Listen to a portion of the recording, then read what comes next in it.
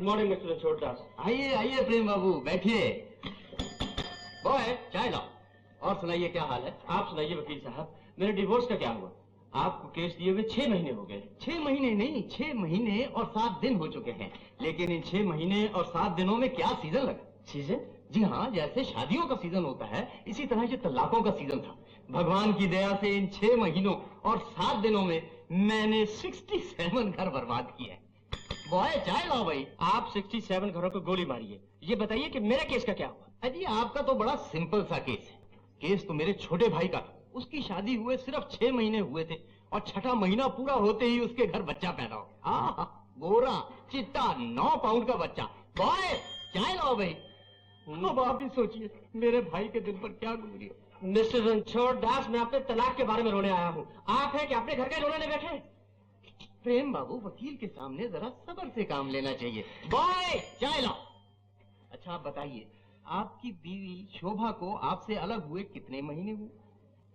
7 महीने। 7 महीने? मुबारक हो। बॉय चाय लाओ चाय। आपकी बीवी शोभा 3 महीने से गर्भवती। व्हाट? शोभा गर्भवती है? How can this be? Why not? भगवान जब संतान देने पर आता है तो फिर इंसान क्या कर सकता है।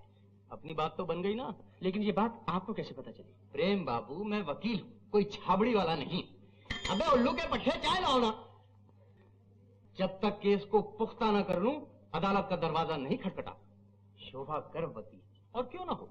रात को 11-11 बजे तक किसी अमीरजादे की गाड़ी उसके दरवाजे के आगे खड़ी रहे। तो फिर वकील साहब, अब तो तलाक के बारे में कोई कसर बाकी नहीं रही। जल्दी से मामला निपटाइए ना। जी मामला तो निपट ही गया, कम से कम आप मेरी मेहनत की दाद तो दीजिए। क्यों नहीं, क्यों नहीं। लेकिन वकील साहब जी, आप तो चाय पिलवाइए। चाय नहीं आई? आपने नहीं पी? नहीं। शोभा, रो नहीं शोभा। क्या बनेगा मेरा? दुनिया के ताने सुन सुनकर जिंदगी से तुम मर जाना अच्छा है। तुमने कोई पाप तो नहीं किया, और फिर मैं जो तुम्हारे साथ हूँ। बेटी, तुम क्या कर सकती हो? ये दुनिया की रीत है, कोई करे और कोई भरे। जैसा पेड़ वैसी छाया, पाप का पौधा मैंने बोया था और फल मेरी बेटी भुगत रही है। चाचा जी, आप कैसी बातें कर रहे हैं? बेटी, जरूर मैंने किसी के सुख में आग लगाई होगी, जो आज मेरे पाप मेरे ही सामने आ रहे हैं।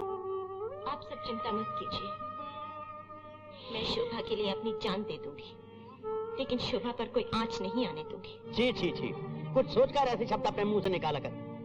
मैं जानता हूँ आप लोगों को मेरी बात पर विश्वास नहीं आएगा। प्रेम, तुम अगर शोभा को पसंद नहीं करते मत करो, उसे दोबारा बसाना नहीं चाहते मत बसाओ, मगर उस मासूम के माथे पर कलंक लगाने का तुम्हें कोई अधिकार नहीं। भैया, मैं किसी के नाम पर झूठा कलंक नहीं लगा रहा। बाहर जाकर सुनिए, सारे शहर में एक ही बात हो रही है। शहर वालों के मुंह में खाक, शोभा ऐसी नहीं हो सकती। भाभी, चमकती हुई रेत को पानी समझना मूर्खता है। मैं जानता हूँ उसने अपनी मीठी मीठी बातों से, झूठ मूठ के बोलेपन से तुम्हारे दिल पर जादू कर रखा है। मैं प्रदेश क्या गया, उसने आप लोगों की आंखों में धूल झोंकर रंग रलियां बनानी शुरू कर दी। राम राम, क्या बकवास करता है तू? आपको क्या पता, जिसे आप पवित्रता की मूर्ति समझ रहे हैं, वो गंदगी की एक जीती जागती तस्वीर है। जिसको आप लोगों ने सुहागन का दर्जा दिया, वो वेश्या है, वेश्या। एक निर्दोष लड़की को घर से बाहर निकालने का तुम्हें अधिकार है, क्योंकि वो तुम्हारी पत्नी है। लेकिन जब वो किसी पराई की शरण में एक साधुनी का जीवन बिता रही है, तो उसके नाम पर बट्टा लगाने का तुम्हें कोई अधिकार नहीं। मैं जानता हूँ भाभी, औरत औरत ही की तरफदारी करेगी। औरत के ऐब हमेशा औरत ही ढूंढती है। औरत में कोई ऐब नहीं होता, औरत को ऐब सिखाने वाले मर्द होते हैं, लेकिन शोभा में कोई ऐब नहीं। मैं क्या वक्त इस बात का जवाब देगा। जब पाप का पौधा बड़ा होकर आप लोगों के सामने आएगा, उस वक्त तो आप लोग उसे मानेंगे।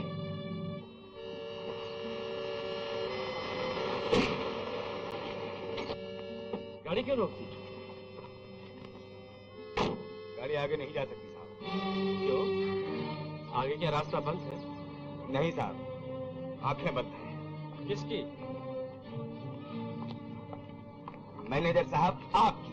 क्या बकते हो? आप एक शादीशुदा आदमी हैं और आशा है गरीब घराने की कुंवारी लड़की।